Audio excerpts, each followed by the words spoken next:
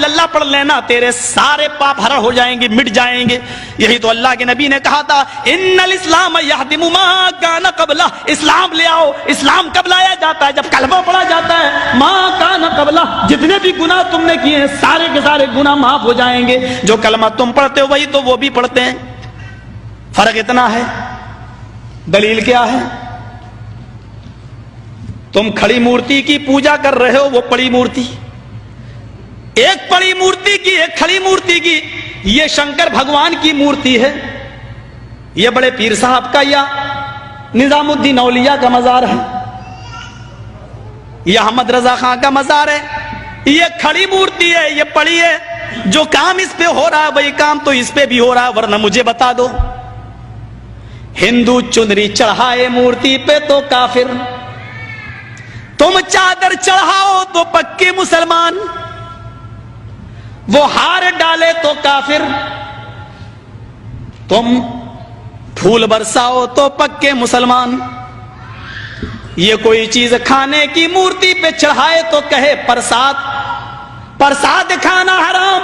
یہاں پر کوئی چیز چڑھائی جائے اس کو کہو تبرک ہے، اور یہ کھانا بڑا مبارک۔ ہندو مورتی دھو کر اس کا پانی پیے اور کہے کہ یہ گنگا جل سے زیادہ پاک و پوتر ہے، اس سے بیماریاں صحیح ہو جاتی ہیں۔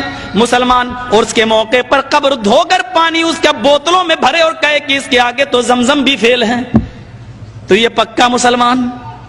جو کام اس پہ ہو رہا ہے وہی کام تو اس پہ ہو رہا ہے۔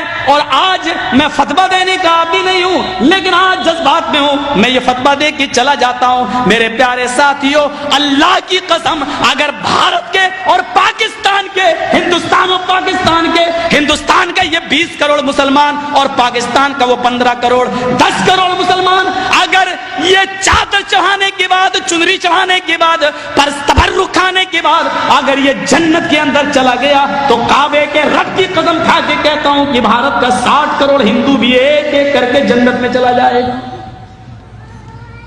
اور اگر بھارت کا ہندو جنتی نہیں ہے تو اتنا یاد رکھنا کہ پھر تم اپنے مسلمان ہونے کا سرٹیفکیٹ پیش کرو۔ تم وہ جہنم میں کیوں جائے گا؟ اگر وہ ان کاموں کی وجہ سے جہنم میں جا رہا ہے تو تم یہ کام کیوں کر رہے ہو؟ تمہارے اندر یہ کام کیوں پائے جا رہے ہیں؟ تم بھی تو وہی کام کر رہے ہو۔ ارے اس نے تو پھر بھی مورتی لگا رکھی ہے، تم نے تو پتہ نہیں کس کو گاڑ دیا اور نام ہی اس کے بدل دیے۔ اللہ جانے اس میں حقیقت میں وہ ہے بھی یا نہیں ہے۔ مسجد میں ہوں، اللہ کے گھر میں، اللہ کے گھر سے بڑی کوئی جگہ نہیں ہوتی ہے۔ میں نے بنارس میں اپنی آنکھوں سے دیکھا، اپنی آنکھوں سے، ننگا بیٹھا رہتا تھا جینیوں میں جیسے